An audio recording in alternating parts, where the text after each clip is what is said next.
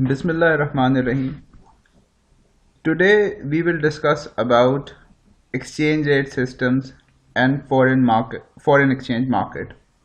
Of course, as the title suggests, our discussion will be focused on two actually topics. One is exchange rate systems. What are the exchange rate systems available to the countries? And what is foreign exchange market? What and of course what are the characteristics of foreign exchange market and who are the users of foreign exchange market? Starting with the definition of exchange rate, if we define exchange rate, an exchange rate measures the value of one currency in units of another currency.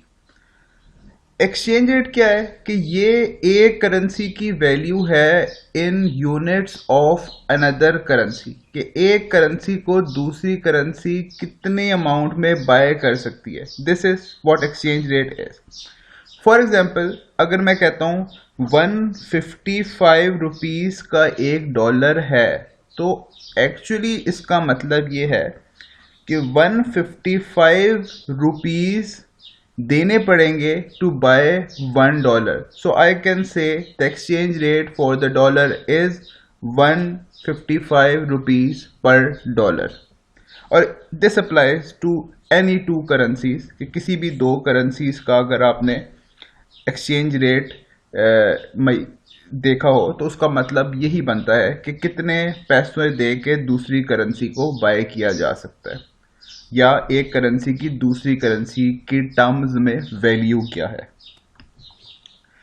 When a currency declines in value, it is said to depreciate. When it increases in value, it is said to appreciate. अगर currency की value decline कर जाती है तो इस situation को हम depreciation of currency बोलते हैं. अगर करेंसी की डेप्रिसिएशन होगी तो ये याद रखिएगा कि दूसरी करेंसी को बाय करने के लिए अब ज़्यादा पैसे देने पड़ेंगे. अगर पहले $1 155 रुपीस का था, 155 रुपये दे के $1 को बाय किया जा सकता था, और अब वो डॉलर 160 का है, तो I would say that rupee has depreciated. Depreciation होने की वजह से ही अब रुपी की वैल्यू में इतनी कमी आ गई है कि अब मुझे दूसरी करेंसी को बाय करने के लिए ₹5 ज़्यादा देने पड़ रहे हैं. इसी तरह when it increases in value, it is said to appreciate. अगर करेंसी की वैल्यू बढ़ जाए तो उसको करेंसी एप्रिसिएशन बोलते हैं, यानी कि अब करेंसी की वैल्यू हायर हो गई है. अगर डॉलर, उसी एग्जाम्पल को देख लेते हैं, अगर $1 बाय करने के लिए 155 रुपीस देने पड़ते हैं और अब रुपी एप्रिशिएट हो गया, तो अब डॉलर को बाय करने के लिए कम पैसे देने पड़ेंगे, लेट्स से 150 रुपीस, क्योंकि अब रुपी प्रीवियस डेज से शायद स्ट्रोंगर है. And the same mechanism applies to every currency of the world. On the days when some currencies appreciate while other depreciate against a particular currency, that exchange is said to be mixed in trading. ऐसा भी होता है कि एक ही दिन के अंदर currency appreciate भी हो जाए और करेंसी डेप्रिशिएट हो जाए. ऑफ कोर्स ये हर मिनट या हर आवर इसकी प्राइस चेंज हो रही होती है, और उस पर सर्टेन फैक्टर्स अप्लाई हो रहे होते हैं, जिनमें से एक जो कॉमनली नोन और मोस्ट इंपॉर्टेंट फैक्टर है in the trading of foreign exchange is the demand and supply for the money. अगर डिमांड एंड सप्लाई की फोर्सेस से एक ही दिन के अंदर करेंसी एप्रिशिएट भी हो जाती है और उसी दिन में बाद में वो डेप्रिशिएट भी हो जाती है, तो ऐसे दिन को मिक्स्ड इन ट्रेडिंग कहा जाता है. मतलब अगर तो वो एक ही डायरेक्शन में जा रही है तो हम कह सकते हैं कि इस दिन में करेंसी डेप्रिशिएट हुई है. इसी तरह अगर एप्रिशिएट हो रही है तो हम कह सकते हैं in a particular day the currency has appreciated. अगर मिक्स्ड है तो we will call it mixed in trading day.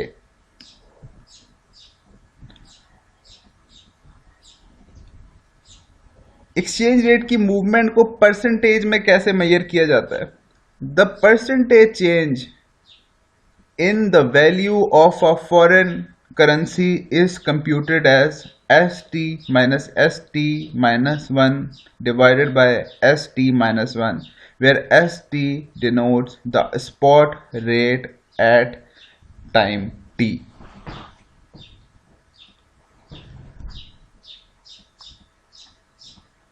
अब अगर करेंसी की जो चेंज है वैल्यू में उसको मेजर करना हो इन परसेंटेज, तो उसको कैसे कैलकुलेट करते हैं कि हम आज की करेंसी का रेट को कल के करेंसी के रेट से माइनस कर देते हैं और उसको कल के रेट से डिवाइड कर देते हैं, तो और 100 से ऑफ कोर्स फिर मल्टीप्लाई भी करना पड़ता होगा, अदरवाइज आंसर आपका फ्रैक्शन में आएगा। तो इसी को हम परसेंटेज चेंज बोलते हैं।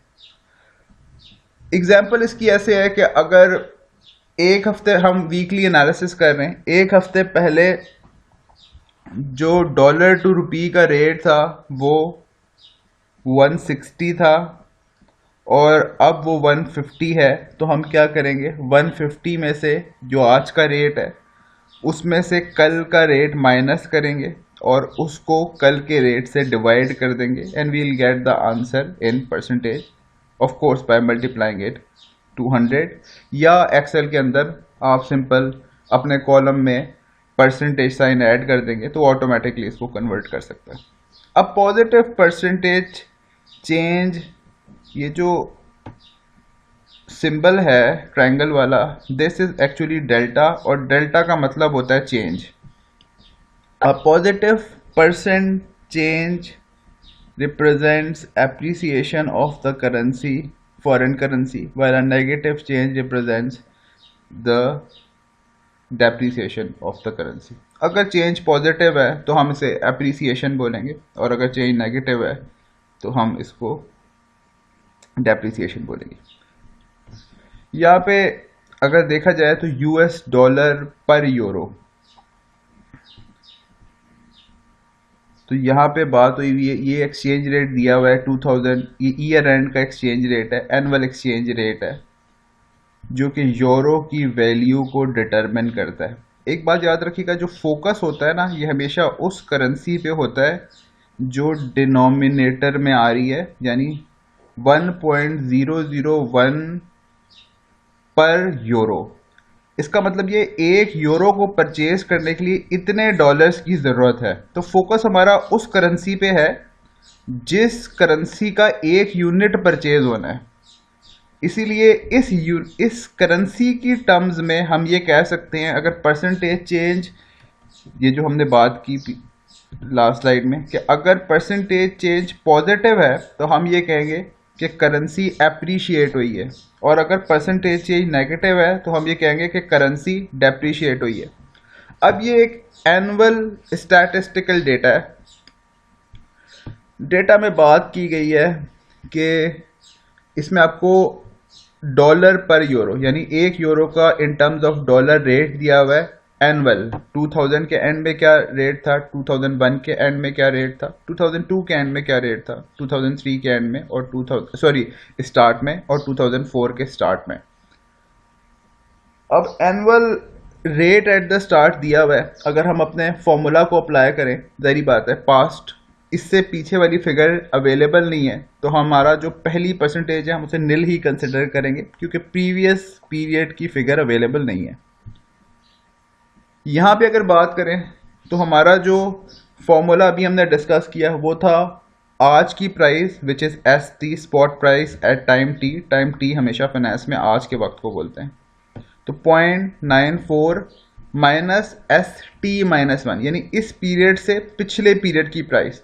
अगर ये डेली डेटा होता तो वो पिछले दिन की प्राइस होती, अगर ये वीकली डेटा होता तो पिछले वीक की प्राइस होती। क्योंकि ये मंथली डेटा है तो ये पिछले ईयर, ये एनुअल डेटा है तो पिछले ईयर की प्राइस होगी। 0.94 minus 1.001 divided by S T minus 1, जो हमारा फॉर्मूला शो कर रहा था। तो यहाँ पे 1.001 से डिवाइड भी कर दें आप तो आंसर इज -6.1%। और ये माइनस का मतलब ये है कि यूरो पिछली दिन से डेप्रिशिएट हुआ है, और अपेरेंटली वादे भी है। पहले यूरो खरीदने के लिए ज़्यादा डॉलर चाहिए होते थे, जो कि 1.001 थे। अब 0.94 चाहिए, यानी कि कम डॉलर में यूरो आ जाता है। उसका मतलब कि यूरो सस्ता हुआ है, इसीलिए कम पैसे चाहिए उसको ख़रीदने के लिए। इसी तरह आपका जो नेक्स्ट ईयर की जो परसेंटेज चेंज है वो -5.3 है। यहाँ पे हमें अपेरेंटली भी नज़र आ रहा है कि यूरो अप्रिशिएट हुआ है, तो आपकी परसेंटेज पॉजिटिव में होगी है, and so on. So normally इस तरह करेंसी का जो एनुअल चेंज है वो मेजर किया जाता है।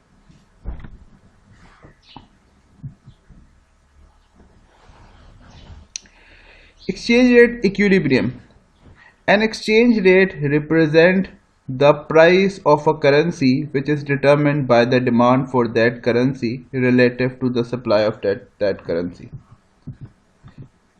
Exchange rate equilibrium उस पोजीशन को बोलते हैं कि जो डिमांड एंड सप्लाई की फोर्सेस पे, जहाँ पे डिमांड और सप्लाई मैच कर जाए, डिमांड कर्व और supply curve for the currency वो इंटरसेक्ट करते हैं, उसको एक्सचेंज रेट इक्विलिब्रियम बोलते हैं।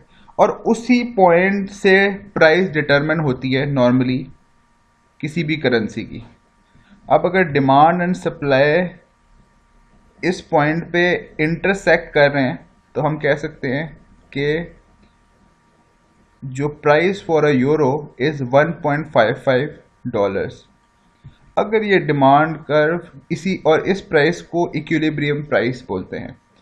अगर मार्केट में किसी वजह से प्राइस डिफरेंट होगी तो हम कह सकते हैं कि मार्केट एफिशिएंट नहीं है और मार्केट में इक्विलिब्रियम प्राइस रिफ्लेक्ट नहीं हो रही। उसकी भी कुछ रीजंस होती हैं। शॉर्ट टर्म में ऐसा हो जाता है, लॉन्ग टर्म में ऐसा नहीं होगा।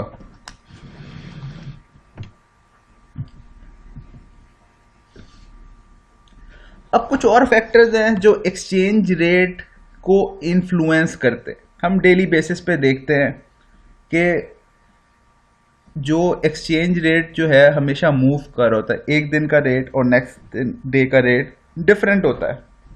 इसका मतलब ये कोई एक डायनामिक फीचर्स हैं, फैक्टर्स हैं जो कॉन्स्टेंटली इफेक्ट कर रहे होते हैं। इनमें से एक चीज़ तो हमने देख ली कि these are through the forces of demand and supply.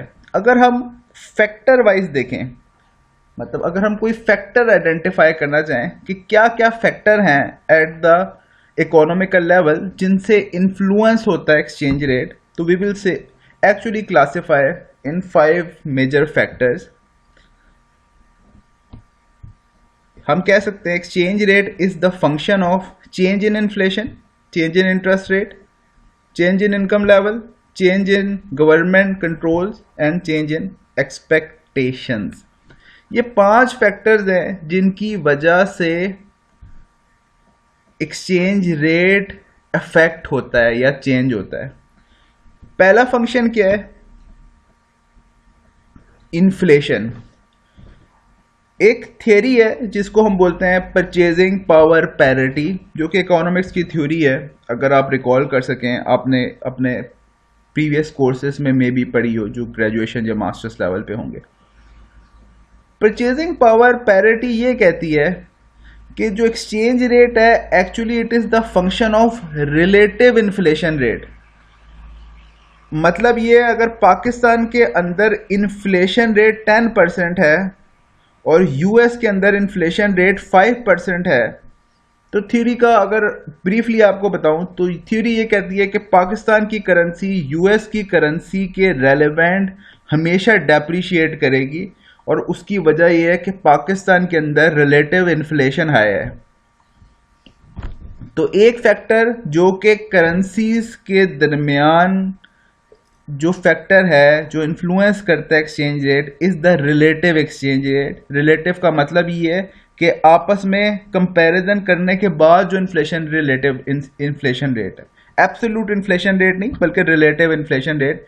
अगर यूएस के अंदर 12% है और हमारा 10% है और 10% भी हायर साइड पे है, स्टिल हमारी करेंसी को इस थ्योरी के बेसिस पे अप्रिशिएट होना चाहिए, क्योंकि यूएस का इन्फ्लेशन रेट हमसे ज़्यादा है, चाहे हमारा इन्फ्लेशन रेट जितना भी ज़्यादा हो, अगर हम दो करेंसीज का कंपैरिजन कर रहे हैं।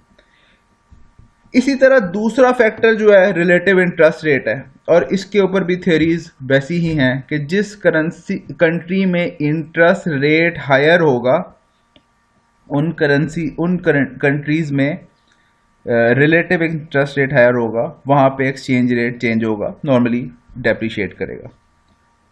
इसी तरह इनकम लेवल है, जिन कंट्रीज के इनकम लेवल बेहतर हो रहे हैं उनकी करेंसी भी अप्रिशिएट होगी, यानी कि इसका जो इफेक्ट है वो बिल्कुल नेगेटिव है from inflation and interest rate, कि इनकम जिन कंट्रीज की बेहतर होगी, स्टैंडर्ड ऑफ लिविंग बेहतर होगा, ग्रोथ ज़्यादा होगी, जो कि अल्टीमेटली इनकम के ही मैयर हैं, जीडीपी वगैरह। तो जिनका इनकम में चेंज ज़्यादा होगा, जिनकी इनकम बेहतर होगी रिलेटिवली, उन कंट्री के exchange rate in comparison to the countries जिनके इनकम में चेंज वीकर हैं उसके मुकाबले में अप्रिशिएट करेंगे। और नंबर 4 एंड 5 जो है वो डायरेक्ट कंट्रोल और इनडायरेक्ट स्पेकुलेशन की बात हो रही है, कि ये तीन तो फैक्टर्स हैं जो डायरेक्टली इफेक्ट करते हैं। ऑफ कोर्स इसके अंदर एक्सचेंज रेट की जो वो कंट्री की जो मॉनेटरी पॉलिसी है वो रोल प्ले करती हैं, लेकिन ये फैक्टर डायरेक्टली प्ले करते हैं। चौथा, गवर्नमेंट के कंट्रोल। हो सकता है गवर्नमेंट डायरेक्टली इंटरवीन कर रही हो, कि गवर्नमेंट क्या कर रही हो, फॉरेन एक्सचेंज के सरप्लस उठा रही हो और सेल कर रही हो, बाइंग एंड परचेजिंग भी कर रही हो, just to influence the foreign exchange rate. तो गवर्नमेंट के जो कंट्रोल्स हैं वो भी इफेक्ट करेंगे। गवर्नमेंट के और भी कंट्रोल्स होते हैं जो हम अभी आगे स्लाइड्स में बात करेंगे। और फिफ्थ वन इज एक्सपेक्टेशंस। कभी कभी इन चारों फैक्टर्स के अलावा एक्सपेक्टेशंस भी होता है, कि लोगों को लगता है डॉलर महंगा हो जाएगा तो सारे बाइंग शुरू कर देते हैं। जब बाइंग शुरू करते हैं तो करेंसी की डिमांड ज़्यादा हो जाती है, सप्लाई लिमिटेड है, और वो शॉर्ट टर्म में एटलीस्ट राइज कर जाती है। जब बबल ब्रस्ट होता है तो उसके बाद फिर चीज़ें दोबारा से इक्विलिब्रियम पोजीशन की तरफ मूव करना शुरू होती हैं। आखिर लोगों ने जो बाइंग की होती है वो रिटर्न के लिए की होती है, कोई ज़रूरत के लिए नहीं की गई होती।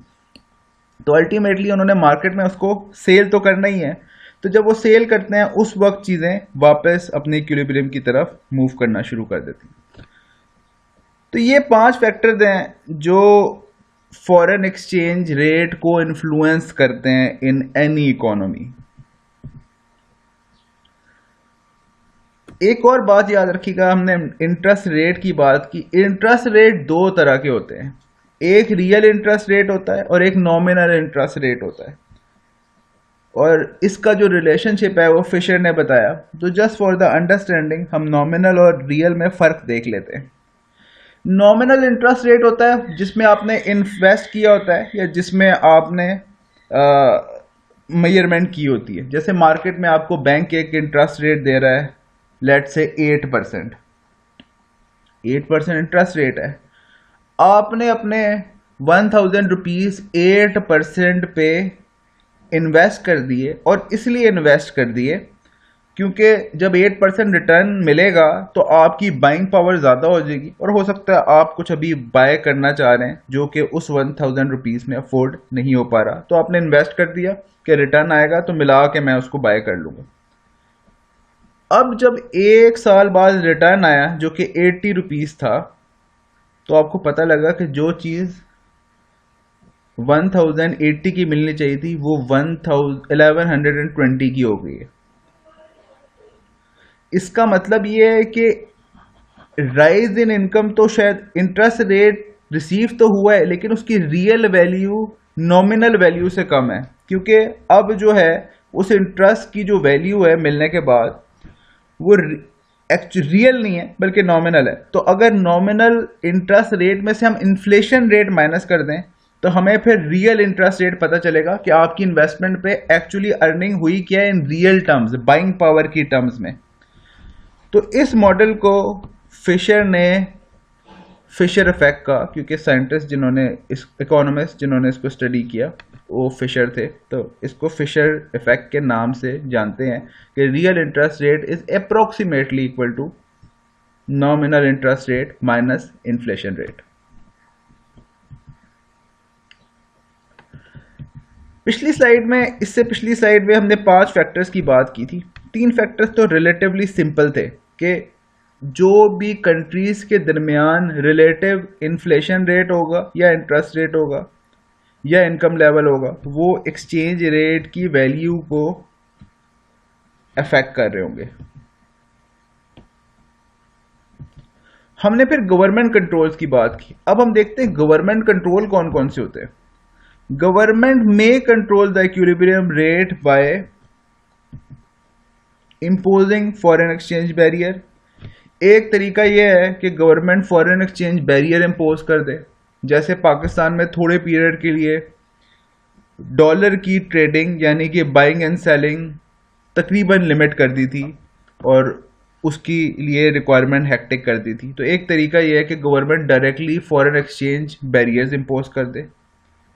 इम्पोजिंग फॉरेन ट्रेड बैरियर्स, हो सकता है गवर्नमेंट एक्सचेंज फॉरेन एक्सचेंज पे बैरियर्स ना इंपोज करे बल्कि ट्रेड बैरियर्स इंपोज कर दे। क्योंकि फॉरेन एक्सचेंज की जरूरत क्यों बेसिकली पड़ती है कि आपने ट्रेड की है, ट्रेड के अगेंस्ट पैसे देने हैं, आपने यूएस से कुछ गुड्स मंगवाए हैं तो उसका मतलब उसके अगेंस्ट डॉलर में पेमेंट करनी है, तो आपको डॉलर की जरूरत है।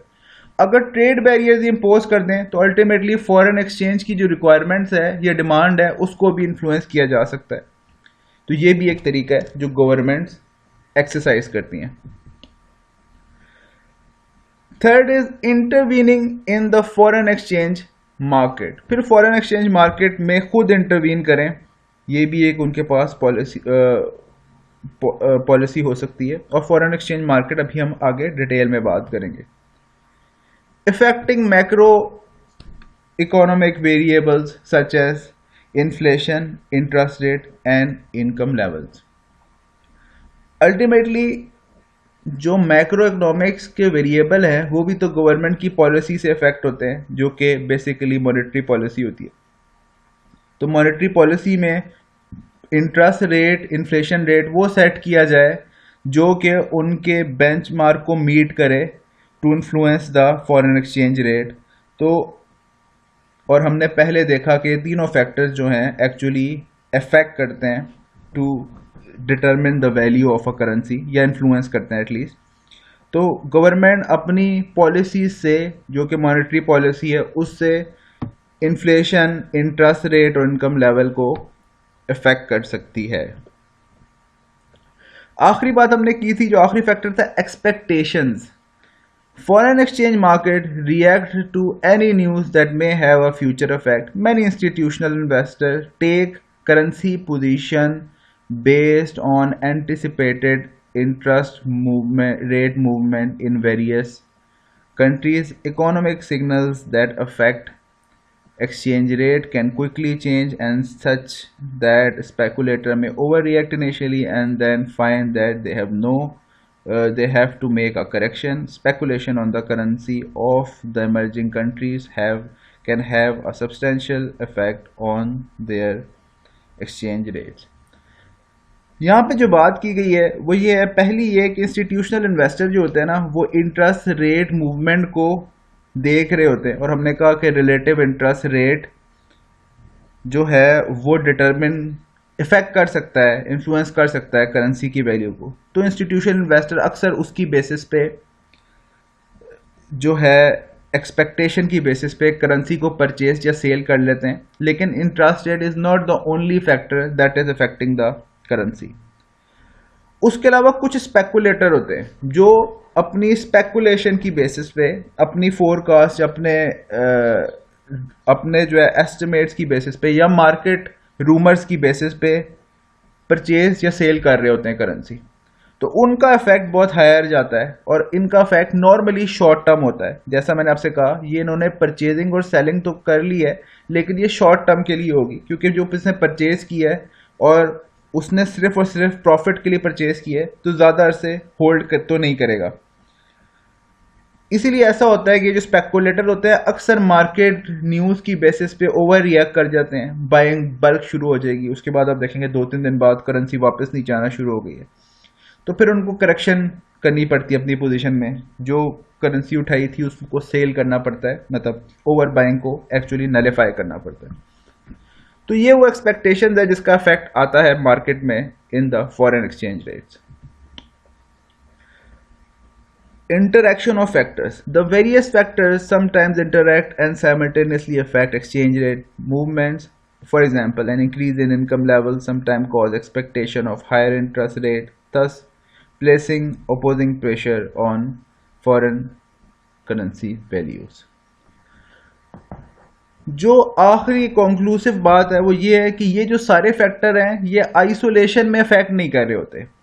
एग्जाम्पल भी यहाँ पे दी गई है, लेकिन बात इसकी यही है कि जितने भी फैक्टर्स हमने स्टडी किए जो कि 5 बेसिक फैक्टर्स हैं, ये आइसोलेशन में इफेक्ट नहीं कर रहे होते, बल्कि नॉर्मली ये कलेक्टिवली इफेक्ट कर रहे होते हैं, जिसमें से इंटरेस्ट रेट भी एक फैक्टर है, इन्फ्लेशन भी एक फैक्टर है, गवर्नमेंट कंट्रोल्स भी एक फैक्टर है, आपकी रिलेटिव इनकम भी एक फैक्टर है, और स्पेकुलेशन या एक्सपेक्टेशंस भी एक फैक्टर है. तो ये फैक्टर असल में मिक्स या कि कलेक्टिवली इफेक्ट कर रहे होते हैं. एक factor at a time effect नहीं कर रहा होता, बल्कि एट अ टाइम सारे फैक्टर्स इफेक्ट कर रहे होते हैं. इसीलिए फॉरेन एक्सचेंज की स्पेकुलेशन मुश्किल है. अगर तो एक ही फैक्टर इफेक्ट कर रहा होता तो आप रिलेटिव इंटरेस्ट रेट कैलकुलेट करके फोरकास्ट कर देते बड़ी आसानी से, और उसके हमारे पास मॉडल्स भी अवेलेबल हैं. इसी तरह रिलेटिव इन्फ्लेशन को फोरकास्ट करके को कैलकुलेट करके हम एक्सचेंज रेट को फोरकास्ट कर देते, और ये कोई इतना मुश्किल काम नहीं है. इसके अगेंस्ट कैलकुलेशंस अवेलेबल हैं. तो लेकिन क्योंकि सारे फैक्टर्स साइमल्टेनियसली इफेक्ट कर रहे होते हैं, इसीलिए एट टाइम करेंसी फ्लक्चुएशन की को स्पेकुलेट करना पॉसिबल नहीं है. और कुछ फैक्टर था जो सर्टेन भी नहीं है, जिस तरह गवर्नमेंट कैसे रिएक्ट करेगी, गवर्नमेंट कौन से कंट्रोल अप्लाई करेगी, गवर्नमेंट बाय करेगी कि नहीं करेगी, ये कोई एक्चुअली इस पे एस्टिमेशन नहीं लगा सकता, ना मार्केट र्यूमर की बेसिस पे और ना ही पास्ट डेटा की बेसिस पे.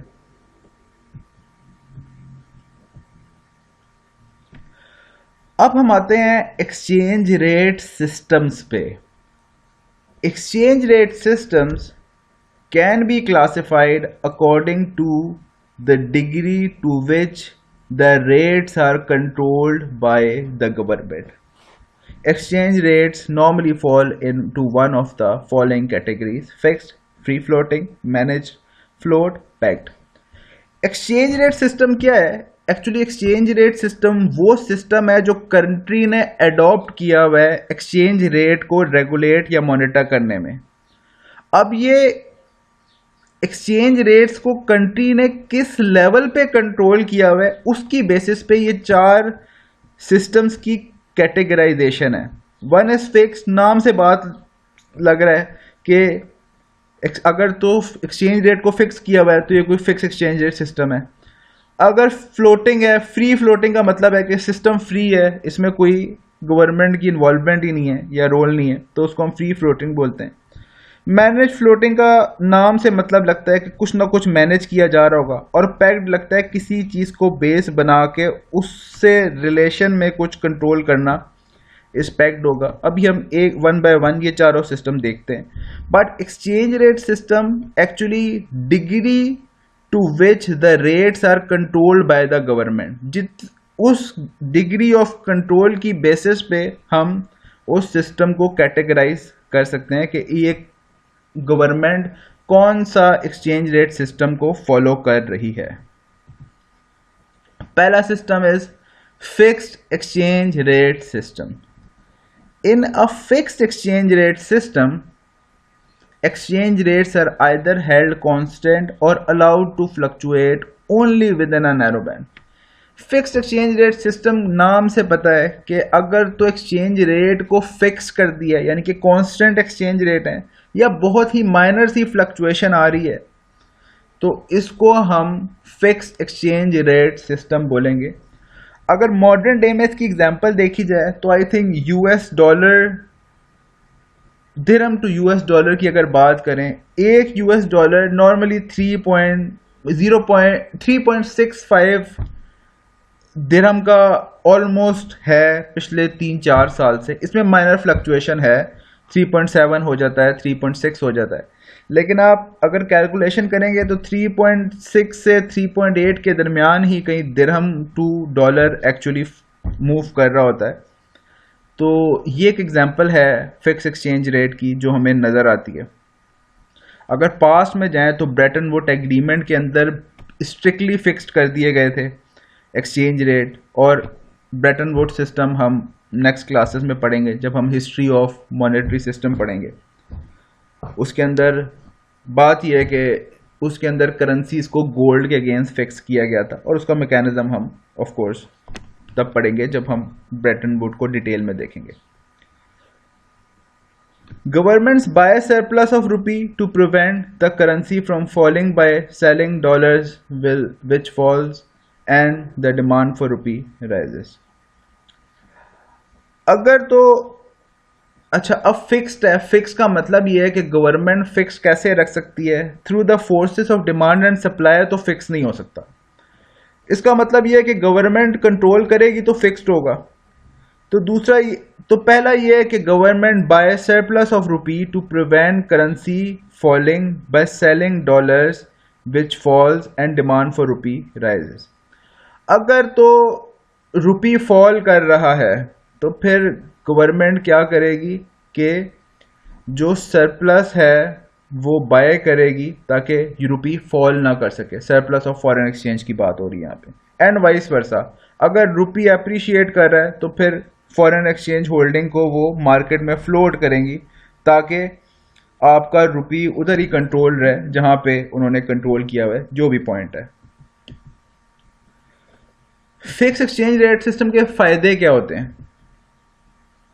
Becomes easier for multinational companies. Multinational companies ने अपनी इन्वेस्टमेंट अपनी करेंसी से निकाल के करनी होती है और उसके बाद अल्टीमेटली प्रॉफिट भी वापस ट्रांसफर करना है टू देयर होम कंट्री। तो पहला तो इसका फायदा यह है कि मल्टीनेशनल कंपनीज के लिए जो है ये बड़ा इजी हो जाता है, और ऐसे एनवायरनमेंट में मल्टीनेशनल कंपनीज के लिए ऑपरेट करना इजी हो जाता है जहां पे फिक्स एक्सचेंज रेट सिस्टम हो। नुकसान की बात करें तो एक नुकसान इसका ये है, गवर्नमेंट में revaluate their currencies. In fact the dollar was devalued more than once after the US experienced balance of trade deficit। अब गवर्नमेंट को बार बार अपने ट्रेड डेफिसिट या ट्रेड सरप्लस की बेसिस पे खुद करेंसी को रीवैल्यू करना पड़ेगा, जो कि गवर्नमेंट के लिए एक मुश्किल काम है, क्योंकि यहाँ पे गवर्नमेंट का रोल है फिक्स करने का। जब भी करेंसी की डिमांड एंड सप्लाई चेंज होंगी उसकी वैल्यू मूव तो करेगी, तो उस मूव्ड वैल्यू को रीएडजस्ट करने के लिए गवर्नमेंट का रोल बहुत हाई हो जाएगा कि उनको स्ट्रिक्टली मॉनिटर करने पड़ेंगे डायनामिक्स, और डायरेक्ट इंटरवीन करना पड़ेगा in the market to maintain the fix exchange rate. एक और नुकसान क्या है? ईच कंट्री में become more vulnerable to the economic conditions और in other countries.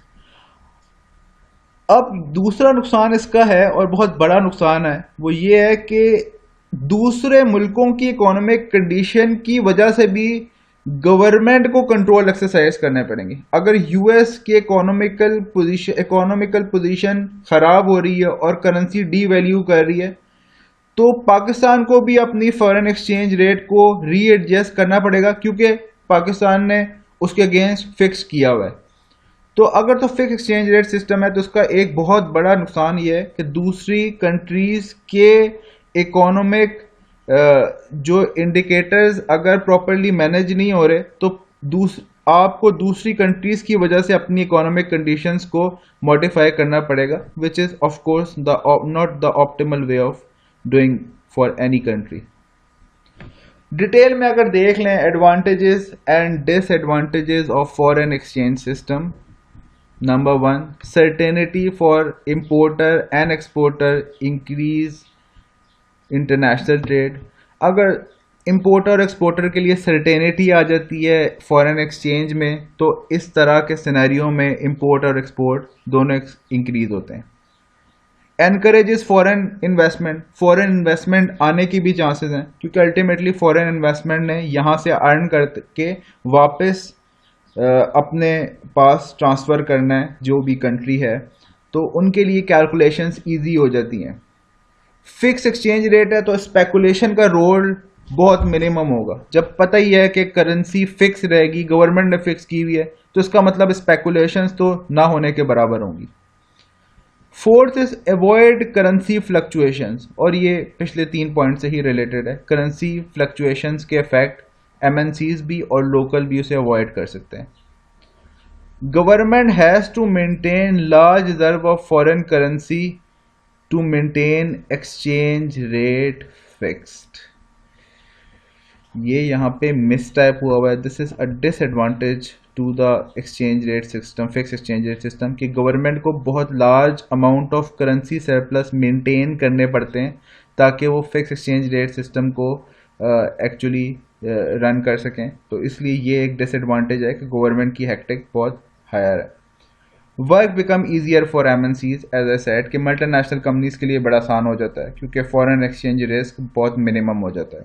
Multinational companies जब इंटरनेशनली ऑपरेट करती हैं तो उनके लिए एक सबसे बड़ा रिस्क होता है फॉरेन एक्सचेंज रिस्क, जो कि ऑलमोस्ट यहाँ पे एलिमिनेट हो रहा है। पहला डिसएडवांटेज, जैसा मैंने आपसे ऊपर कहा कि वो डिसएडवांटेज था कि लार्ज रिजर्व मेंटेन करना पड़ता है गवर्नमेंट को to maintain exchange rate fixed. Number 2 is risk of devaluation and revaluation. ये इस तरह रिस्क है कि करेंसी तो फिक्स है लेकिन जितने भी रिलेटेड मेजर्स हैं वो तो वेरिएबल है। जैसे ट्रेड सरप्लस होगा या ट्रेड डेफिसिट होगा तो आपको, या बैलेंस ऑफ पेमेंट सरप्लस या बैलेंस ऑफ पेमेंट डेफिसिट है, वो करेंसी को अफेक्ट करेगा। इसी तरह इंटरेस्ट रेट डिफरेंशियल अफेक्ट करेगा, इसी तरह इन्फ्लेशन अफेक्ट करेगी। तो गवर्नमेंट को हर पॉइंट इन टाइम पे उनके फैक्ट को रीएडजस्ट करना पड़ता है। यानी कि अगर उनके फैक्ट से करेंसी अप्रिशिएट हो रही है तो उसको डी वैल्यू करना पड़ेगा, अगर उनके फैक्ट से करेंसी डी वैल्यू हो रही है तो उसको री वैल्यू करना पड़ेगा। तो ये हेक्टिक एफर्ट्स हमेशा करनी पड़ेंगी और ये रिस्क हमेशा गवर्नमेंट फेस करेगी फिक्स एक्सचेंज रेट सिस्टम्स में। Unable to respond to shocks, there will be no mechanism for government to respond rapidly balance of payment crisis। दूसरा मसला ये है कि अक्सर कंट्रीज जो बैलेंस ऑफ पेमेंट के इफेक्ट्स होते हैं, जो नेगेटिव इफेक्ट होते हैं, उसको फॉरेन एक्सचेंज को रीएडजस्ट करके उसे केटर करती है। फॉर एग्जांपल, अगर बैलेंस ऑफ पेमेंट डेफिसिट बहुत ज़्यादा है तो ऐसी कंट्रीज जो है अपनी फॉरेन एक्सचेंज वैल्यू को, यानी अपनी करेंसी की वैल्यू को डेप्रिशिएट कर लेते हैं। पाकिस्तान में एक रीसेंट केस है कि जब ये आपकी पीटीआई की गवर्नमेंट आई है तो तब से आप देखें कि आपका जो फॉरेन एक्सचेंज है काफ़ी ज़्यादा डी वैल्यू है, और उसके बाद ये क्लेम करते हैं कि आपकी गवर्नमेंट ने बैलेंस ऑफ पेमेंट का डेफिसिट कंट्रोल किया है या एटलीस्ट काफ़ी कम हो गया है प्रीवियस ईयर से। और उसकी एक major reason currency devaluation भी है कि एक्सपोर्ट, बाहर वालों को एक्सपोर्ट्स, हमारे एक्सपोर्ट्स सस्ते पड़ रहे हैं तो एक्सपोर्ट बढ़ने के पूरे चांसेस हैं, और पाकिस्तानियों को इंपोर्ट्स महंगे पड़ने लगे हैं क्योंकि हमारी करेंसी इतनी डीवैल्यू हो चुकी है।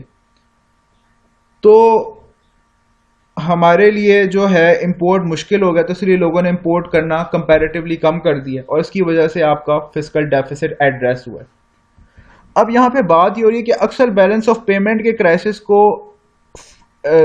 एक्चुअली एड्रेस करने के लिए गवर्नमेंट एक्सचेंज रेट को चेंज कर देती है ताकि ये एड्रेस हो जाए। अगर तो एक्सचेंज रेट पॉलिसी फिक्स्ड है तो उसके क्राइसिस को एड्रेस करने के लिए एक्सचेंज रेट तो इन्फ्लुएंस नहीं किया जा सकता। तो this is an disadvantage of fixed exchange rate system. Policy conflicts, fixed rate may not be fixed with other economic targets for growth, inflation and unemployment। और अगेन के हो सकता है कि फिक्स एक्सचेंज रेट की वजह से आपके अलग अदर पॉलिसी टारगेट्स कन्फ्लिक्ट में आ रहे हो, कि आपका एक टारगेट है कि इन्फ्लेशन को कंट्रोल करना है, एक टारगेट है अनएम्प्लॉयमेंट को कंट्रोल करना है, और फिर साथ में एक्सचेंज रेट भी फिक्स रखना है। तो ये तीनों क्योंकि साथ में मेंटेन करना शायद गवर्नमेंट के लिए मुश्किल हो।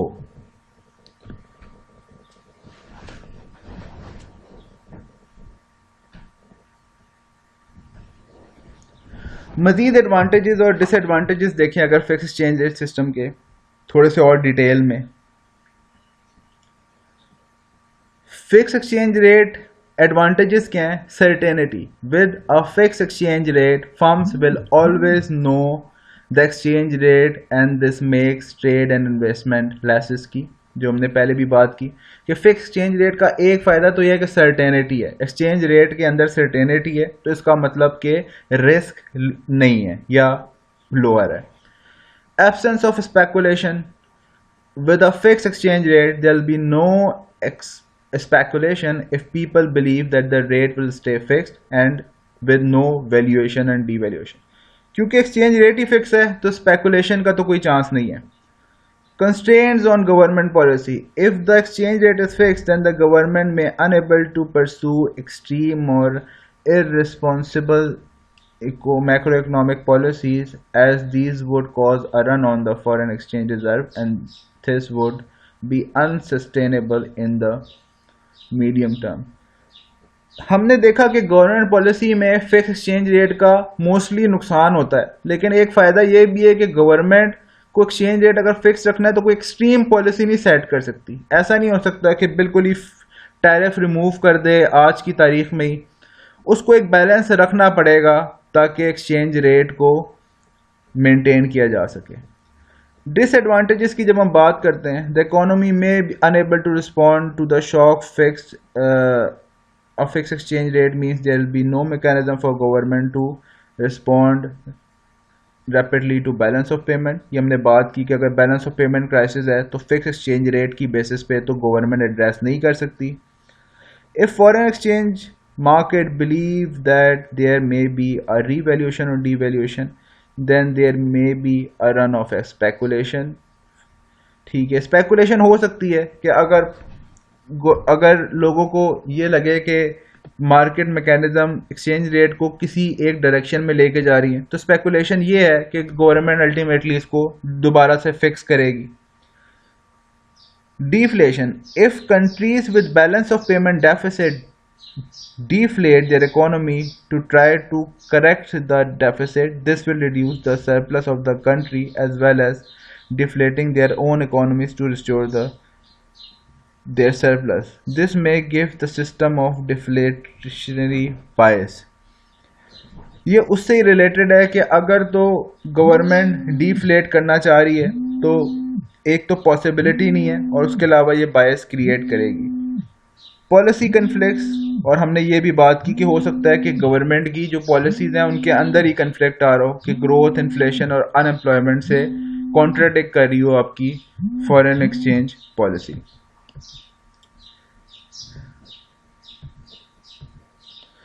Fix exchange rate are the norm of for developing economies by tying their currency to a key currency that of a larger more developed nation, they promote a mean of international settlement, stable price for import export, limits of inflationary pressure। अगर fixed exchange rate की practicality पे बात करें तो अक्सर developed economy को ये suit करता है, क्योंकि वो डेवलप्ड हैं तो वो उससे फोकस क्या कर रही होती हैं कि इंटरनेशनलाइजेशन उनके लिए इजी हो जाती है, इंपोर्ट एक्सपोर्ट स्टेबल हो जाता है और इन्फ्लेशनरी मेजर्स को भी कंट्रोल किया जा सकता है। अगर आपकी करेंसी स्टेबल है तो इन्फ्लेशन भी मोर और लेस स्टेबलाइज हो जाएगा। तो फिक्स एक्सचेंज रेट अगर मॉडर्न डे में बात करें तो डेवलप्ड इकोनॉमीज को ज़्यादा सूट करता है compare to the underdeveloped economy.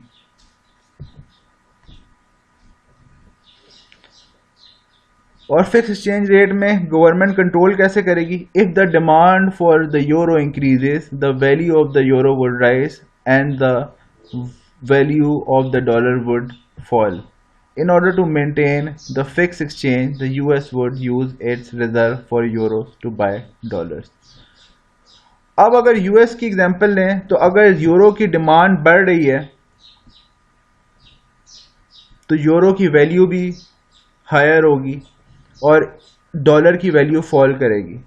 तो अब ऐसे केस में जो गवर्नमेंट कैसे इंटरवीन करेगी, वो यूएस अपना रिजर्व जो है वो मज़ीद इंक्रीज़ करेगी ताकि जो है जो यूरो की वैल्यू बढ़ रही है उसको एडजस्ट किया जा सके।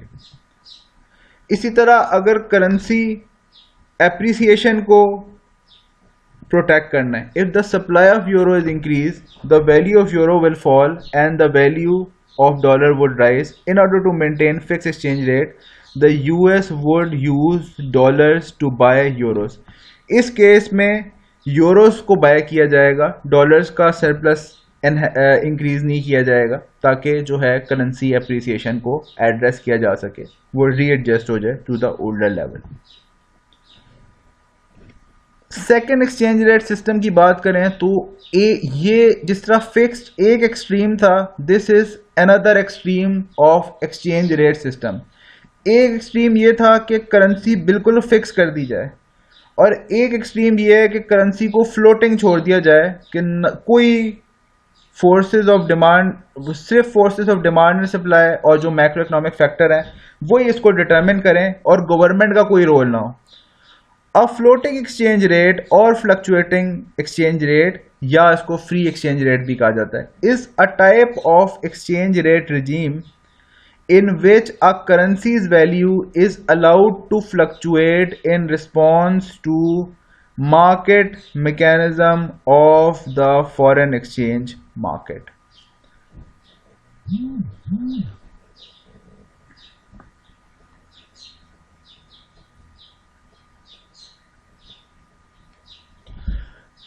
फ्लोटिंग एक्सचेंज रेट या फ्लक्चुएटिंग एक्सचेंज रेट या फ्री एक्सचेंज रेट सिस्टम जो है, ये क्या है कि ऐसा एक्सचेंज रेट सिस्टम है जिसमें करेंसी मार्केट मैकेनिज्म की बेसिस पे मूव कर रही होती है और इसमें गवर्नमेंट का कोई रोल नहीं होता। यानी कि जो फैक्टर्स हमने देखे, demand and supply of money, relative inflation rate, related interest rate, relative income level, speculation जो कि एक्सपेक्टेशंस से ही जनरेट होती है, और गवर्नमेंट कंट्रोल्स तो इसमें है ही नहीं, तो गवर्नमेंट कंट्रोल्स का इसमें रोल नहीं होगा।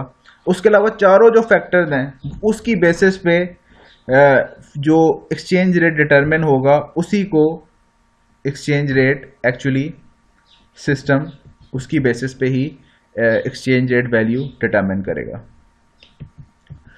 इसके अगर बेसिक फायदा देखें, प्रोज, ईच करेंसी में become more insulated against the economic problem in other countries। इसका पहला फायदा ये हमने कहा कि दूसरों की इकोनॉमिक प्रॉब्लम की वजह से अपने कंट्री को रीएडजस्ट करना पड़ता है। फिक्स एक्सचेंज रेट की बात की, फ्लोटिंग एक्सचेंज रेट में ये इशू नहीं है। फ्लोटिंग में अगर दूसरी कंट्रीज में इकोनॉमिक प्रॉब्लम्स हैं तो उसका इफेक्ट आपकी करेंसी पे नहीं आएगा, क्योंकि आपने अपनी करेंसी को किसी भी करेंसी के अगेंस्ट अगर एडजस्ट ही नहीं करना तो उसका इफेक्ट आपकी करेंसी पे कैसे आ सकता है। दूसरा फायदा इसका ये है, सेंट्रल बैंक इंटरवेंशंस में that may effect the economy unfavourably are no longer needed.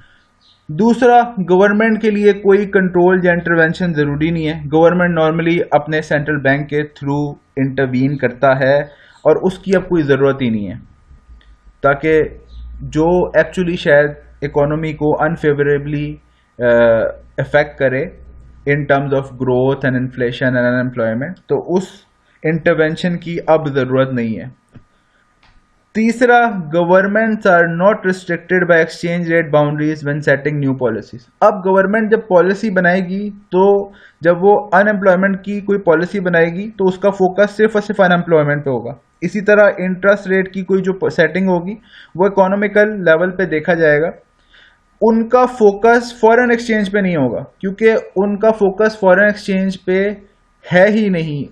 मुल्क में जो actually exchange rate system follow किया जा रहा है वो फ्लोटिंग इन नेचर है।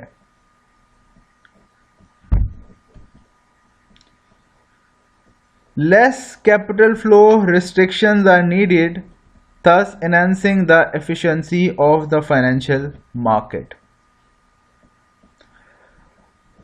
अब क्योंकि फ्री एक्सचेंज रेट है तो जो फॉरेन एक्सचेंज की रिस्ट्रिक्शंस हैं वो या ट्रेड बैरियर इम्पोज किए जा रहे थे टू इन्फ्लुएंस द करेंसी, अब बैरियर्स या रिस्ट्रिक्शंस उस तरह नहीं होंगी, क्योंकि कंट्री का फोकस ही एक्सचेंज रेट को मेंटेन करने का नहीं है, तो इसका मतलब रिस्ट्रिक्शंस की भी ज़रूरत नहीं है। नुकसानात क्या हैं? जो नॉर्मली जो फिक्स एक्सचेंज रेट के फायदे होंगे वही फ्री फ्लोटिंग के नुकसान होंगे एंड वाइस वर्सा। तो इनका पहला नुकसान ये है, the cons, multinational companies may need to devote substantial resources to managing their exposure to foreign exchange rate fluctuation. यानी मल्टीनेशनल्स को बहुत ज़्यादा सब्सटेंशियली काम करना पड़ेगा रेगुलरली अपनी एक्सचेंज रेट फ्लक्चुएशन को एक्चुअली केटर करने के लिए, यानी कि उनको हैजिंग रिक्वायरमेंट ज़्यादा हो जाएगी, फॉरेन एक्सचेंज रिस्क हायर होगा हमेशा फॉरेन मल्टीनेशनल कंपनीज को in case of free floating exchange rate system. The country that initially experienced economic problems such as high inflation, increasing unemployment may have its problem compounded. अक्सर ये problem developing countries में definitely आता है कि जिन countries का inflation और unemployment rate को control करने में प्रॉब्लम होता है, अक्सर अगर जब वो एक्सचेंज रेट को फ्री छोड़ देते हैं तो ये जो प्रॉब्लम्स है ये मज़ीद बढ़ जाते हैं, क्योंकि करेंसी ने डेवलपिंग कंट्रीज में डीवैल्यूड ही होना है। लोकल प्रोडक्शन जो है वो सिर्फ चीप गुड्स की है, इम्पोर्टेड प्रोडक्ट्स जो है हायर वैल्यूड गुड्स की है। तो अल्टीमेटली बैलेंस ऑफ पेमेंट का डेफिसिट ही आना है और आपकी करेंसी डीवैल्यूड ही करनी है। तो प्रॉब्लम हो सकता है कि कंपाउंड हो जाए ऐसे केसेस में। डिटेल में अगर हम एडवांटेजेस देख लें एक्सचेंज रेट सिस्टम के, प्रोटेक्शन फ्रॉम एक्सटर्नल शॉक। पहला एडवांटेज ये था कि अगर किसी और इकोनॉमी में कोई प्रॉब्लम है तो वो हमारे इकोनॉमी में नहीं आएगा क्योंकि हम उससे सेंसिटिव है ही नहीं। Correction of balance of payment deficit. दूसरा, इस केस में अगर बैलेंस ऑफ पेमेंट डेफिसिट की वजह से करेंसी को फ्लक्चुएट करवाना है किसी एक सर्टेन डायरेक्शन में तो पॉसिबल है, क्योंकि फिक्स करेंसी तो नहीं है, जो हमने फिक्स एक्सचेंज के डिसएडवांटेजेस में देखा था। Third, lack of policy conflict insulated from inflation, employment etcetera in other countries. Again, अगर कोई पॉलिसी कन्फ्लिक्ट आना था फिक्स के केस में इन्फ्लेशन और अनएम्प्लॉयमेंट की पॉलिसी के साथ, वो अब नहीं आएगा क्योंकि गवर्नमेंट का फोकस अब सिर्फ अदर पॉलिसीज पे होगा। यानी अगर इन्फ्लेशन पे है तो इन्फ्लेशन पे रहेगा, अनएम्प्लॉयमेंट है तो अनएम्प्लॉयमेंट पे रहेगा, और उसका इफेक्ट जो फॉरेन एक्सचेंज रेट पे आ रहा है उससे गवर्नमेंट इंसुलेटेड है अब, क्योंकि वो उसका फोकस ही नहीं है। Central bank not required to maintain exchange rate within specified boundaries. अब सेंट्रल बैंक को कोई जरूरत नहीं है कि रिजर्व्स को मेंटेन करे और एक्सचेंज रेट को कीनली फोकस करे कि वो इसी बाउंड्री में रहने चाहिए, क्योंकि अब वो फ्लोटिंग को एक्सेप्ट कर चुके हैं। डिसएडवांटेजेस हमने देखे कि इनस्टेबिलिटी होती है फॉरेन एक्सचेंज रेट में, जिसका इफेक्ट मल्टीनेशनल्स को मोस्टली जाता है। इन्वेस्टमेंट और ट्रेड एडवर्सली इफेक्ट होती है क्योंकि इन्वेस्टर और जो फॉरेन एक्सपोर्टर है उन दोनों को जो है फॉरेन एक्सचेंज रिस्क फेस करना पड़ता है, जिसकी वजह से वो रिलक्टेंट होते हैं टू इन्वेस्ट और to trade in such countries. और तीसरी, स्पेकुलेशन ऐसी इकोनॉमीज में बहुत हाई होती है। जब एक्सचेंज रेट ही फ्लोटिंग है तो स्पेकुलेशन तो हाई होगी। अब अगर हम नेक्स्ट एक्सचेंज रेट पे सिस्टम पे आए, अभी तक हमने जो दो एक्सचेंज रेट सिस्टम देखे वो दोनों एक्सट्रीम थे।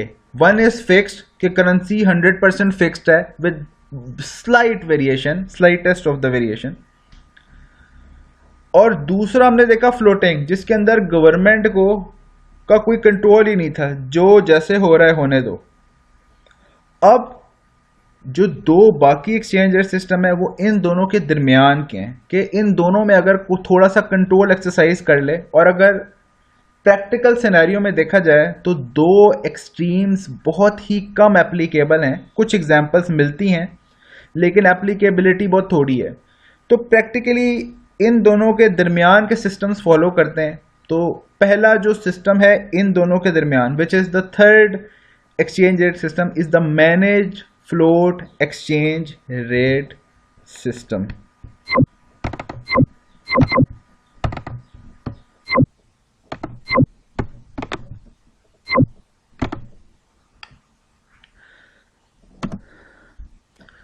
अगर manage float exchange rate system को देखें तो नाम से वाज़ेह है कि ये फ्लोटिंग एक्सचेंज रेट सिस्टम है, लेकिन इसके अंदर कुछ चीज़ें मैनेज की जा रही हैं। यानी गवर्नमेंट फ्री मूवमेंट के साथ अगर उसको फ्री मूवमेंट को कुछ मैनेज किया जाए, यानी कि दो एक्सट्रीम बाउंड्रीज हों, और जब एक अनडिजायरेबल पोजीशन अचीव हो जाए और उसके बाद गवर्नमेंट कुछ कंट्रोल कर ले, तो इसको हम manage float exchange rate system बोलते हैं।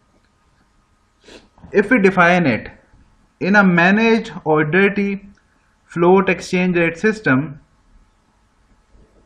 exchange rates are allowed to move freely on a daily basis and no official boundaries exist. However, government may intervene to prevent the rates from moving too much in a certain direction.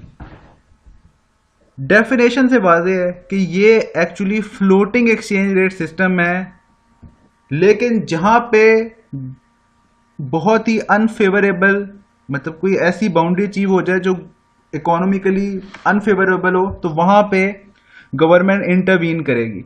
So it's not a free floating exchange rate system, but it is a floating exchange rate system which is actually managed by the government. इसका फायदा क्या है? A government may manipulate its exchange rate such that its own country benefit at the expense of others. अब यहाँ पे ये है कि गवर्नमेंट जो है सिर्फ और सिर्फ उसका फोकस अपनी कंट्री होगा, जहाँ पे उसको लगेगी ज़रूरत होगी कि यहाँ पे मैनेज करना चाहिए, वहाँ पे मैनेज किया जाएगा, और उस गवर्नमेंट को अगर लगेगा कि इसको मैनेज नहीं करना चाहिए तो वो नहीं मैनेज करेंगी। सिर्फ उसका जो टारगेट होगा वो अपने इकोनॉमिकल टारगेट्स होंगे। चौथा एक्सचेंज रेट सिस्टम, हमने कहा कि अगर तो फ्लोटिंग एक्सचेंज रेट के अंदर एक ब्रॉडर बाउंड्रीज रख दें, और अगर तो वो बाउंड्रीज अचीव हो जाएं तो सिर्फ तब गवर्नमेंट इंटरवीन करेगी, तो it is manage exchange rate system. अगर फिक्स एक्सचेंज रेट में थोड़ी सी वॉलेटिलिटी को अलाउ कर दिया जाए तो it is pegged exchange rate system, यानी कि एक जिस करेंसी के अगेंस्ट फिक्स किया गया है उसमें कुछ मूवमेंट का अगर अलाउंस दे दिया जाए, जैसे 1, 2, 3% की मूवमेंट अप एंड डाउन हो सके, लेकिन इससे ज़्यादा अलाउ नहीं की जाए, तो उसको हम पेग्ड एक्सचेंज रेट सिस्टम बोलते हैं। In a pegged exchange rate system, the home currency's value is pegged to a foreign currency or to some unit of account and moves in the line with that currency or unit against other currencies. अब ये तो है कि currency किसी और currency के against packed है। Packed का मतलब कि स्लाइट मूवमेंट अलाउड है, लेकिन किसी और करेंसी के साथ उसको पैक्ड किया गया है, जिस तरह फिक्स एक्सचेंज रेट में होता है। एग्जाम्पल इसकी है, in 1994 Mexico's central bank pegged the peso to the US dollar but allowed a band within which the peso's value can fluctuate. 1994 में मैक्सिको ने ऐसा किया था कि अपनी करेंसी को US डॉलर के अगेंस्ट पैक कर दिया था, लेकिन एक नैरो बैंड डिफाइन किया था जिसमें करेंसी की फ्लक्चुएशन अलाउ थी, लेकिन उससे ज़्यादा जब फ्लक्चुएशन होती थी तो गवर्नमेंट सेंट्रल बैंक इंटरवीन करता था और उसको बैंड के अंदर ले आता था। Peg floats are crawling bands when the rate is allowed to fluctuate in a band around a central value which is adjusted periodically. Crawling band, crawl से अंदाज़ा होता है कि crawling band कौन से होते हैं, जिसके अंदर बहुत माइनर सी मूवमेंट अलाउ की जाए एक करेंसी के साथ। फॉर एग्जांपल, पाकिस्तान अगर डॉलर की प्राइस 150 रुपीज़ पर डॉलर फिक्स कर दे, लेकिन 10% का मूवमेंट अलाउ करे, कि लेट से 140 और 160 के दरमियान मूवमेंट अलाउड है, लेकिन जैसे ही इस मूवमेंट के बियॉन्ड जाने लगेंगी बातें तो गवर्नमेंट इंटरवीन कर देगी। So this is crawling bands. Peg with horizontal bands when the rate allowed to fluctuate in a fixed band bigger than 1% around a central rate.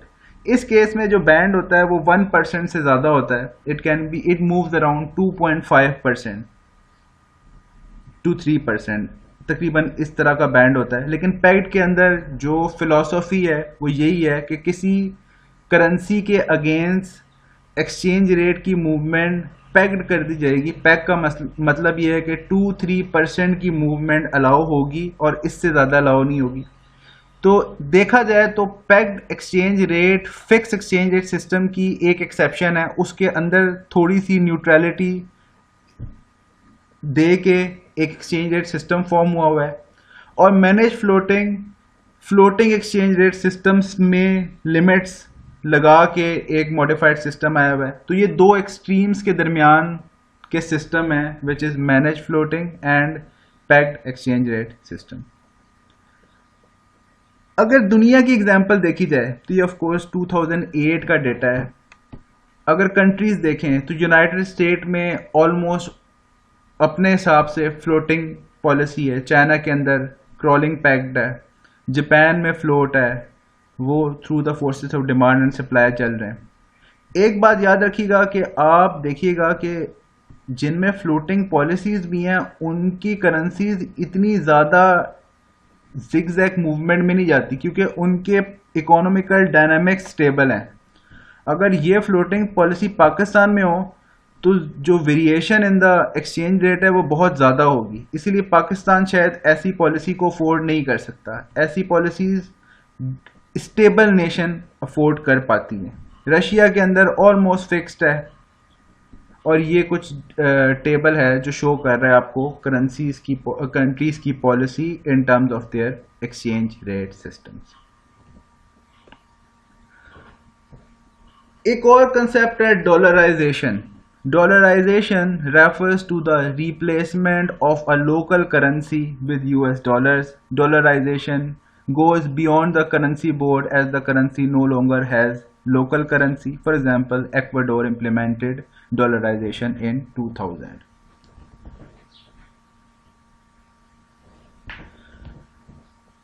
अगर एक्सचेंज रेट सिस्टम की बजाय currency ही किसी और country की adopt कर लें, यानी कि यूएस डॉलर अडॉप्ट कर लिया जाए, तो इस केस को हम डॉलराइजेशन कहते हैं. पाकिस्तान अगर पाकिस्तानी रुपी को सरेंडर करके यूएस डॉलर को ही इस्तेमाल करना शुरू कर दे पाकिस्तान में, तो इस सिचुएशन को हम डॉलराइजेशन बोलते हैं.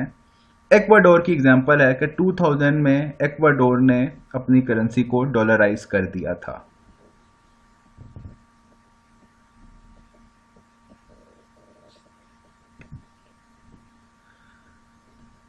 डॉलराइजेशन भी दो तरह की हो सकती है. Partial dollarization indicates use of US dollar alongside domestic currency.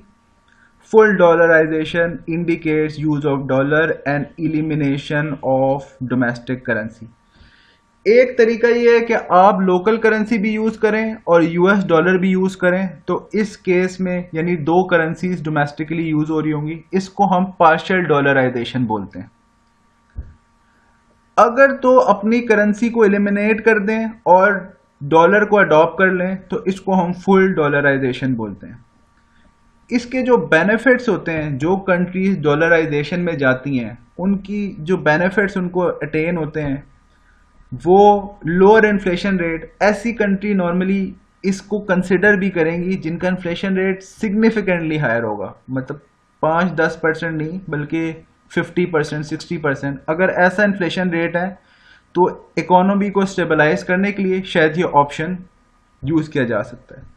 इसी तरह ट्रांजैक्शन कॉस्ट वो रिड्यूस करना चाह रहे हैं कि मुल्क के अंदर जितनी ट्रांजैक्शंस हैं वो ज़्यादातर होती इंपोर्ट एक्सपोर्ट की हैं, तो rather than transaction cost bear करें, बेहतर है करेंसी अडॉप्ट कर लें.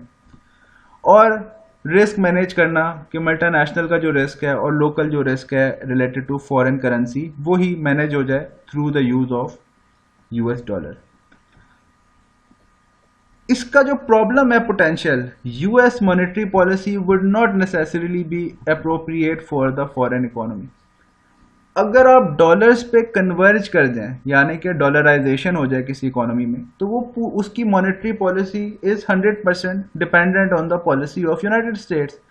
तो यूनाइटेड स्टेट्स की मॉनेटरी पॉलिसी अब हर कंट्री के लिए तो फेवरेबल नहीं होगी, तो ये डॉलराइजेशन का एक पोटेंशियल डिसएडवांटेज है या problem associated with the dollarization है, जिसकी वजह से डॉलराइजेशन, स्पेशली फुल डॉलराइजेशन की एग्जांपल्स हमें बहुत रेयर मिलती है. One was the case in Ecuador, otherwise we don't see the case of full dollarization in most of the countries in the world.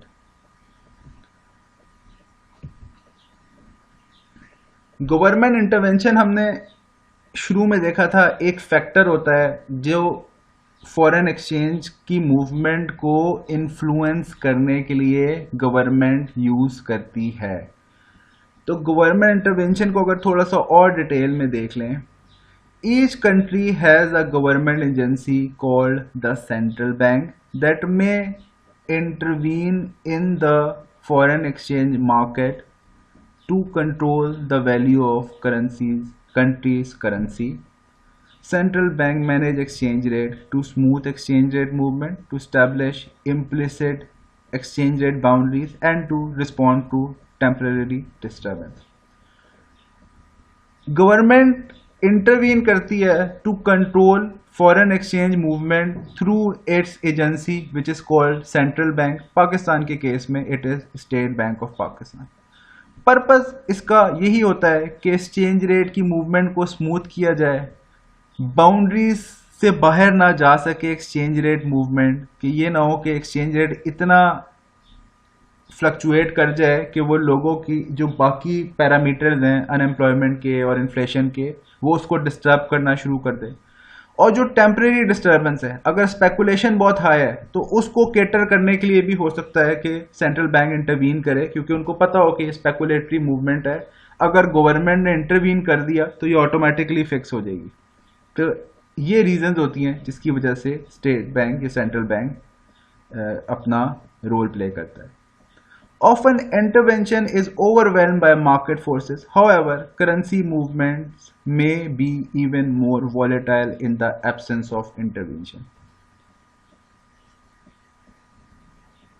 ऐसा भी हो सकता है कि इंटरवेंशन के बाद फिर से मार्केट फोर्सेस इफेक्ट करके इंटरवेंशन का फैक्ट नलिफाई कर दे, लेकिन ये बिल्कुल फैक्ट है कि अगर तो इंटरवेंशन नहीं होगी तो फिर करेंसी मूवमेंट बहुत वॉलेटाइल होगी, क्योंकि फिर स्पेकुलेशन बहुत ज़्यादा होगी. अगर गवर्नमेंट का कोई कंट्रोल ही नहीं है तो फिर जितने की प्लेयर्स होंगे इन the market, they will play with the foreign currency movements. अब गवर्नमेंट जो इंटरवीन करती है इसके भी दो तरीके हैं. पहला है direct intervention. Direct intervention refers to exchange of currencies that the central bank holds as reserves for other currencies in the foreign exchange market. Direct intervention तो exactly ये है कि जब करेंसी की मूवमेंट फेवरेबल या अनफेवरेबल साइड पे हो, up या डाउन हो, तो सेंट्रल बैंक इंटरवीन करे और रिजर्व्स फॉरेन एक्सचेंज के या तो बाय कर ले या जो ऑलरेडी रिजर्व है उसको सेल कर ले as per the requirement of the market. तो अगर तो इस तरह से गवर्नमेंट इंटरवीन कर रही है कि डायरेक्टली बाय या सेल कर रही है reserves of the foreign currencies, इस तरह की इंटरवेंशन को डायरेक्ट इंटरवेंशन बोलती है कि इस केस में गवर्नमेंट डायरेक्टली इन्वॉल्व है इन बाइंग और selling of the currency. Direct intervention is usually most effective when there is a coordinated effort among central banks. ऐसी इंटरवेंशन नॉर्मली इफेक्टिव तब होती हैं जब डिफरेंट सेंट्रल बैंक्स की, यानी कि जितने भी ग्रुप ऑफ सेंट्रल बैंक्स है, कंट्रीज हैं, वो कोऑर्डिनेटेड एफर्ट करें तो इजी हो जाता है, क्योंकि सारों के ऑब्जेक्टिव उसमें लाए कर रहे होते हैं. अकेले एक कंट्री के अकेले एफर्ट बहुत हेक्टिक हो जाती है और इतनी करेंसी रिजर्व को मेंटेन करना पॉसिबल नहीं होता. दूसरा तरीका यह है कि government directly buying and selling ना करे करेंसी की, लेकिन इनडायरेक्टली इंटरवीन करे. Central bank can also engage in indirect intervention bye influencing the factor that determine the value of currency. दूसरा तरीका यह है कि इनडायरेक्टली इंटरवीन करे, यानी कि buying and selling of currency में वो इन्वॉल्व ना हो, लेकिन जो फैक्टर्स हैं जो कि इंटरेस्ट एक्सचेंज रेट को अफेक्ट करते हैं, जैसे इंटरेस्ट रेट है, इन्फ्लेशन है, इनकम्स हैं और स्पेकुलेशन है, इन सब को वो पॉलिसीज ऐसी सेट करे कि इनको इन्फ्लुएंस करे ताकि एक्सचेंज रेट की जो पोजीशन है वो उस पे आ सके जो गवर्नमेंट की इंटेंशन है। तो government may use foreign exchange control such as restrictions on currency exchange as a form of indirect intervention. एक और तरीका भी है, एक तरीका तो यह मॉनेटरी पॉलिसी से इंटरेस्ट रेट, इन्फ्लेशन रेट को कंट्रोल कर लिया जाए to affect the foreign exchange. दूसरा ये है कि कोई रिस्ट्रिक्शन लगा ली जाए, जैसे मैंने आपको पहले कहा कि पाकिस्तान में स्टेट बैंक ने थोड़े अरसे के लिए रिस्ट्रिक्ट किया द बाइंग एंड लिमिट की at least the buying and selling of foreign exchange that is US dollar, जब मूवमेंट बहुत ड्रास्टिक हो गई थी इन 2019।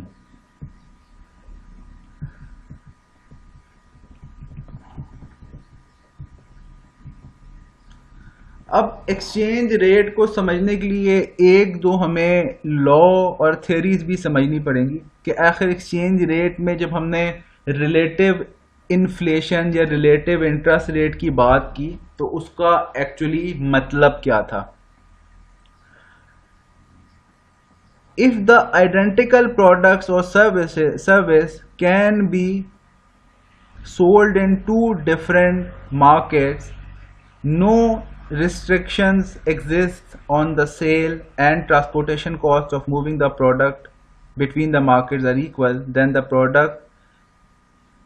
product's price should be same in both market. ये एक लॉ है जिसको हम लॉ ऑफ वन प्राइस कहते हैं। लॉ ऑफ वन प्राइस ये कहता है कि अगर तो आइडेंटिकल प्रोडक्ट है और उसको दो डिफरेंट मार्केट में सेल किया जाए और कोई रिस्ट्रिक्शन एग्जिस्ट नहीं करती सेल में, ट्रांसपोर्टेशन कॉस्ट भी इक्वल है, तो दोनों प्रोडक्ट की प्राइस दोनों मार्केट में एक ही होनी चाहिए। 1 आउंस ऑफ गोल्ड की बात कर लेते हैं। अगर 1 आउंस ऑफ गोल्ड की ट्रांसपोर्टेशन कॉस्ट सेम है, कोई रिस्ट्रिक्शन नहीं है, फ्री ट्रेड है, तो पाकिस्तान के अंदर और यूएस के अंदर 1 आउंस ऑफ गोल्ड की प्राइस एक ही होनी चाहिए।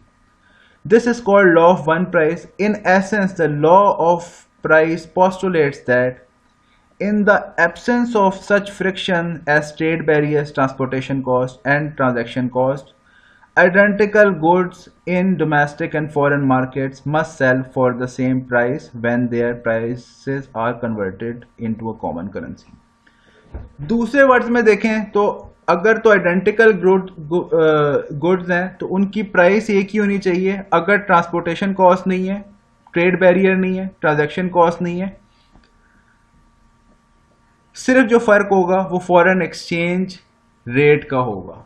आपको मैं एग्जांपल देता हूं। यहां पे अगर एक मैकडॉनल्ड्स के बर्गर की बात करें, अगर तो बर्गर आइडेंटिकल है और यूएस में वो 150 रुपीज का है, सॉरी पाकिस्तान में वो 150 रुपीज का है और यूनाइटेड स्टेट्स में वो $1 का है, तो लॉ ऑफ वन प्राइस कहती है कि इन दोनों की प्राइस एक ही होनी चाहिए, सिर्फ दोनों में जो फर्क है वो एक्सचेंज रेट का होना चाहिए।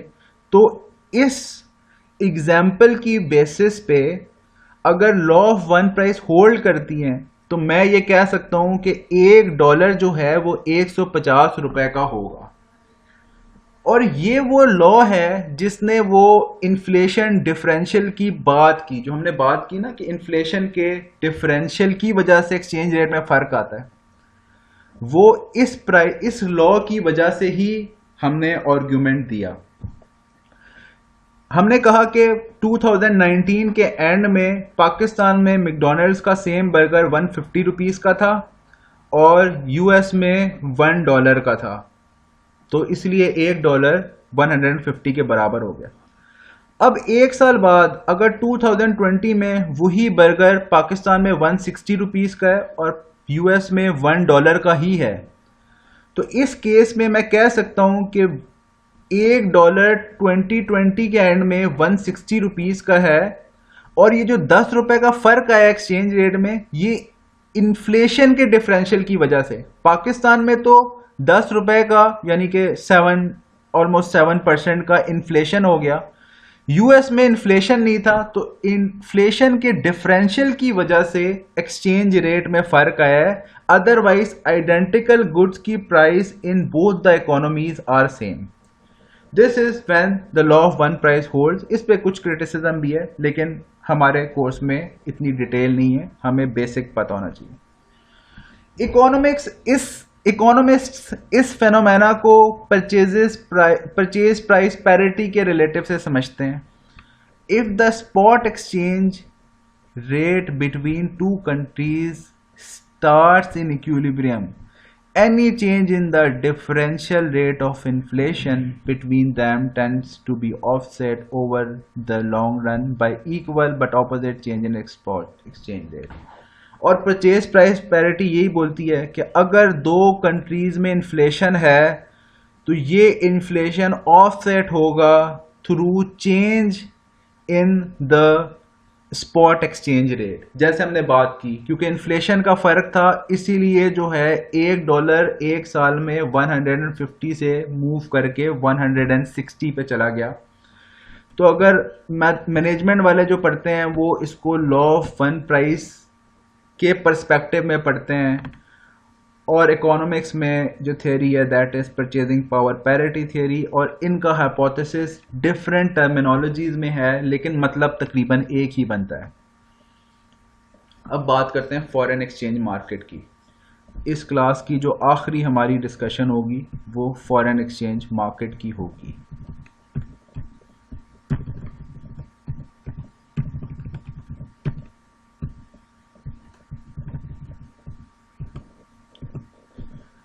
Foreign exchange market. The foreign exchange is the market where one buys or sells the currency of country A with the currency of country B. A currency exchange rate is the simple ratio of unit of one currency of country A to a unit of currency of country B at the time of buy or sell of the transaction. Foreign exchange market का basic function क्या है कि आप एक currency को exchange कर सकते हैं दूसरी करेंसी में, और फॉरेन करेंसी की जो डेफिनेशन लिखी है एग्जैक्टली वही है जो हमने पढ़ी थी। It is the unit of one currency in terms of another currency. तो पहला और मेजर फंक्शन जो है किसी भी फॉरेन एक्सचेंज मार्केट का वो ये है कि वहाँ पे करेंसी की बाइंग एंड सेलिंग होगी। Features of foreign exchange market, difference between spot and forward rate. Forward rate ये याद रखिएगा, स्पॉट रेट होता है कि आज की ट्रांजैक्शन का आज के दिन का रेट। आज मैंने डॉलर खरीदना है तो उसका जो रेट है उसे स्पॉट रेट बोलते हैं। अगर मैंने आज ट्रांजैक्शन करनी है लेकिन फ्यूचर का रेट डिफाइन करना है, मैं किसी ब्रोकर के पास जाता हूं और मैं उसे कहता हूं मैं आपसे 1 महीने बाद $100 खरीदूंगा, लेकिन कॉन्ट्रैक्ट आज डिफाइन कर लेते हैं कि 1 महीने बाद कितने का बेचोगे। और ये पाकिस्तान में कॉमन नहीं है इतना, लेकिन इंटरनेशनल फॉरेन मार्केट्स में ये फीचर्स बहुत रेडिली अवेलेबल है और यूज किया जाता है mainly for the hedging purpose. तो अगर फ्यूचर की ट्रांजैक्शन का रेट आज डिफाइन हो जाए तो उसको फॉरवर्ड रेट्स बोलते हैं। Determinants of foreign exchange rate का को डिटरमिन करने के लिए जो मार्केट यूज होती है वो फॉरेन एक्सचेंज मार्केट होती है। तीसरा फीचर है इसका foreign exchange risk and the exchange rate market, कि फॉरेन एक्सचेंज रिस्क को मिटिगेट करने के लिए कुछ कॉन्ट्रैक्ट्स अवेलेबल होते हैं फॉरेन एक्सचेंज मार्केट में। जैसे मैंने आपको एग्जांपल दी फॉरवर्ड रेट्स की, इनको इस तरह के कॉन्ट्रैक्ट को फॉरवर्ड कॉन्ट्रैक्ट्स बोलते हैं कि मैं आज रेट डिसाइड कर लूं कि 1 महीने बाद मैं डॉलर कितने का खरीदूंगा। ऑफ कोर्स उस कॉन्ट्रैक्ट की कोई प्राइस भी होगी, इस रेट डिसाइड करने के भी मुझे शायद कुछ पैसे देने पड़े शायद, और हो सकता है। वैसे फॉरवर्ड कॉन्ट्रैक्ट्स में एक पार्टी गेनिंग पोजीशन पे होती है, एक लूजिंग पे होती है, तो अक्सर ये फ्री भी होते हैं, लेकिन फ्यूचर्स में हो तो कुछ पैसे देने भी पड़ सकते हैं। एक्सचेंज रेट फोरकास्टिंग, आप देखिएगा फॉरेन एक्सचेंज मार्केट्स की साइट पे अगर जाएं आप तो आपको फ्यूचर के फॉरेन एक्सचेंज की भी फोरकास्ट दी गई होगी। And the last one is convertibility of currency, कि करेंसी को एक्सचेंज करना हो तो वो भी फॉरेन एक्सचेंज मार्केट में होती है। अब फॉरेन एक्सचेंज मार्केट दो तरह की होती हैं। एक को हम फॉरेन एक्सचेंज मार्केट की भी दो कैटेगराइजेशन है। एक को बोलते हैं हम स्पॉट मार्केट, यानी कि आज की ट्रांजैक्शन आज के रेट पे हो रही है तो उसे स्पॉट मार्केट बोलते हैं। आप जाते हैं डॉलर दे देते हैं और रुपीस ले लेते हैं, ये स्पॉट मार्केट का फंक्शन है कि आज ट्रांजैक्शन हुई, आज का रेट था और आज ही ट्रांजैक्शन हो गई, तो उसको स्पॉट मार्केट बोलते हैं। अगर ट्रांजैक्शन आज हुई लेकिन वो किसी फ्यूचर डेट की है, जैसे मैंने आपको एग्जांपल दी कि मेरा ब्रोकर के साथ एक डील होती है कि मैं एक महीने बाद $100 खरीदूंगा, लेट से 160 रुपीज $1 के हिसाब से। तो अगर मेरा कोई ऐसा कॉन्ट्रैक्ट हो जाता है आज की तारीख में जो फ्यूचर में एग्जीक्यूट होना है, तो इसको फॉरवर्ड मार्केट बोलते हैं। एक्सचेंज फॉरेन एक्सचेंज मार्केट का एक एलिमेंट है जिसको फॉरवर्ड मार्केट बोलते हैं। ये पाकिस्तान में एज ए सेट कॉमन नहीं है, लेकिन इंटरनेशनली बहुत कॉमन है। तो आप सिर्फ कंसेप्ट समझें। थोड़ी सी कंफ्यूजन इसलिए होगी क्योंकि पाकिस्तान में लोगों ने ये देखा नहीं होता फॉरवर्ड मार्केट का कल्चर, लेकिन it is common in international forward markets. अब फॉरवर्ड मार्केट को यूज कौन करता है? फॉरवर्ड मार्केट को नॉर्मली चार तरह के लोग यूज करते हैं। वन इज आर्बिट्राजर, ऐसा बंदा जिसको पता हो कि एक महीने बाद मैंने 150 का कॉन्ट्रैक्ट, या ये कह लें कि मार्केट डिफरेंसेस को यूज कर रहा हूं, उसको पता हो मैंने एक कॉन्ट्रैक्ट कर लिया है कि एक महीने बाद मैं $150 का $1 खरीदूंगा, टोटल $100 खरीदूंगा। ये कॉन्ट्रैक्ट मैंने कर लिया है। यही कॉन्ट्रैक्ट किसी और मार्केट में सेल होता है 151 के हिसाब से। तो दोनों मार्केट के डिफरेंस को अगर वो कैप्चर करके प्रॉफिट अर्न करना चाहता है तो ऐसा बंदे को आर्बिट्राजर कहा जाते हैं, जो at the same time buying और सेलिंग में जा रहा है और उसको से प्रॉफिट हो रहा है और वो कॉन्ट्रैक्ट से एग्जिट कर रहा है।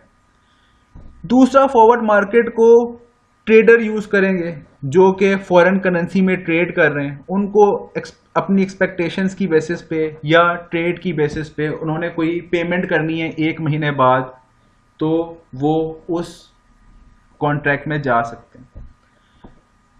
तीसरा, हेजर्स यूज करेंगे। हेजर्स वो होते हैं जिन्होंने सिर्फ और सिर्फ अपना रिस्क को मिटिगेट करना है।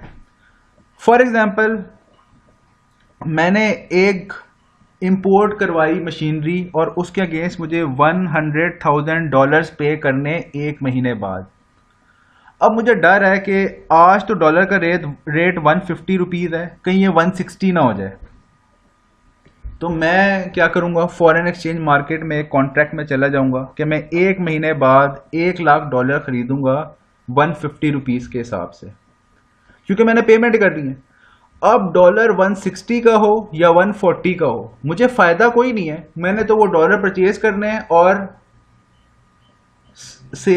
जो है उससे पेमेंट कर लेनी है। तो अगर तो कोई नेगेटिव मूवमेंट होगी इन फॉरेन एक्सचेंज, उसको मैं रिस्क को इलिमिनेट कर सकता हूं through such contracts. And the last one is speculator, जो स्पेकुलेट कर रहे हैं, जिनको लगता है कि मैं अभी 150 के कॉन्ट्रैक्ट में चला जाऊं तो रेट तो अगले महीने कोई 160 का होगा। तो इसका मतलब कि स्पेकुलेटर्स हैं जो अपने हिसाब से स्पेकुलेट कर रहे हैं और वो इसलिए कोई गेनिंग पोजीशन लेना चाह रहे हैं थ्रू पैसे। अभी उनके पास कोई नहीं है, लेकिन वो स्पेकुलेशन की बेसिस पे एक फॉरवर्ड कॉन्ट्रैक्ट कर रहे हैं ताकि कुछ अर्निंग हो सके। It can go against their speculation as well.